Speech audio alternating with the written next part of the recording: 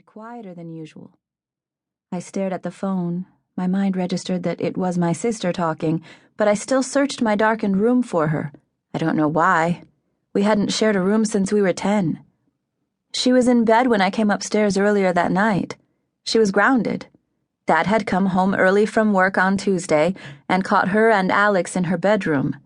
She worked him down from 3 weeks without a phone to 1 night of grounding, but that left her stuck at home on a Saturday night with nothing but me and her collection of DVDs to keep her company. So what was she doing on the other end of my phone? Flicking on the hallway light, I stared across the narrow space to her room.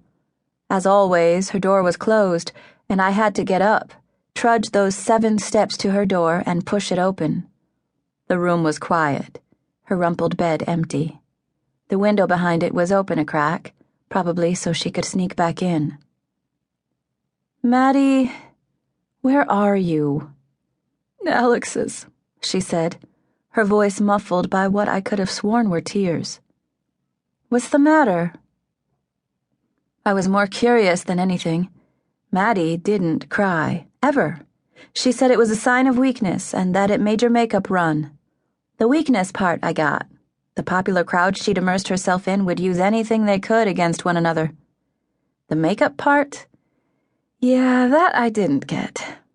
"Nothing, it doesn't matter. I just need a ride home, Ella." "Where's your car?" My guess was that she'd lost her keys, or better yet, was too drunk at one of Alex's parties to drive. I'd pick her up, there was no question about that, but I wanted to prod her for a reason first. "It's at home. Jenna picked me up." "It's 2:30 in the morning, Maddy," I said, already putting on my shoes. "Can't you get Jenna or Alex or somebody else to drive you home?" "No, Alex can't and Jenna won't." I shrugged, not caring that Maddy couldn't see me. I didn't get why Maddy hung out with Jenna, what she could possibly see in her best friend. "Come on, Ella. If Mom and Dad find out I snuck out, I'm screwed." I snorted at that one. Screwed? My twin sister was never screwed. She always seemed to skate by, knew exactly what to say to get herself out of everything. She'd be extra sweet to our mother, pout for our father, and for Alex. Well, from what I could gather, she had an entirely different arsenal for getting her way with him. I could count my friends on one finger, but she could fill the entire cafeteria with laughter. I'd wake up at 6 in the morning so I could be early for school, and she'd roll in 5 minutes past the first bell, moaning about some flat tire to get herself out of detention. I'd collapse on my bed, exhausted from studying till midnight, and she'd sneak out and go to a party with her boyfriend. "I'm sure you'll think of something to tell them."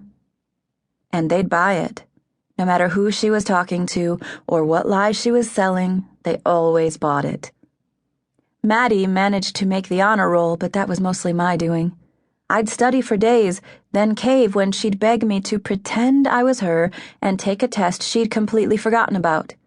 I never complained. It's not like she took any advanced courses, so it required no effort on my part. I was getting so good at playing her that her friends couldn't tell us apart. I kept my hair long and stopped adding pink streaks to the underside to look more like her. I'd mastered her voice as well, knew exactly how to raise and lower the pitch to match her sarcasm. She paid me $50 to take an oral Spanish exam for her last week, one she completely forgot I had. I scored her a solid 82. No point in getting her an A.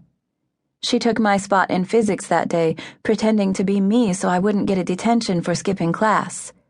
We had a pop quiz. She took it for me, scoring me a miserable 47. Now I was looking at doing extra credit work for the rest of the term to even manage a B. I got back at her, though. Still pretending to be Maddy, I went and found Jenna and told her I wasn't feeling well and was staying home that night. Then I called Mom to tell her the same thing. Maddy was beyond pissed.